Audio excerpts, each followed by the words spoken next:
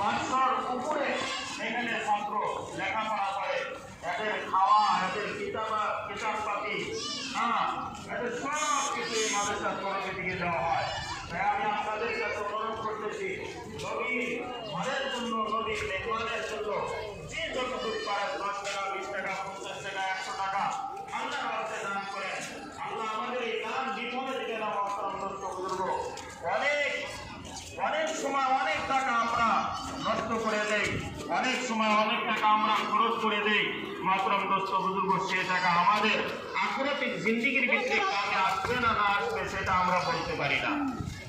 অনেক মানুষ অনেক বিপদে থাকে, মুসিবতে থাকে, আর সেই হাদিসের পদ্ধতি ইয়াকিনে কামিলের সহিত যদি আমরা আমল করতে পারি, আমাদের যদি ইয়াকিন মজবুত থাকে, আর এই মজবুত ঈমান নিয়ে, মজবুত ইয়াকিন নিয়ে যদি আমরা এর প্রতি আমল করতে পারি, আল্লাহর কাছে আশা করা যায় সত্যিকারে আমাদের সমস্ত বাঁধাল বিপদ মুসিবত বিমান আল্লাহ রাব্বুল আলামিন আমাদেরকে দূর করে দিবেন।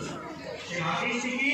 রাসূল করিম সাল্লাল্লাহু আলাইহি ওয়াসাল্লামের ফরমান, as-সাদকাতু তুনফিউ গাদাবাল্লাহ। সাদকা আল্লাহর গুসাকে কি করে? ঠান্ডা করে। আর অন্য হাদিসের ভিতরে রাসূল করিম সাল্লাল্লাহু আলাইহি ওয়াসাল্লাম বলেছেন যে সাদকা কি করে? মানুষের বালা এবং মুসিবতকে কি করে দেয়? দূর করে দেয়। বলেন সুবহানাল্লাহ।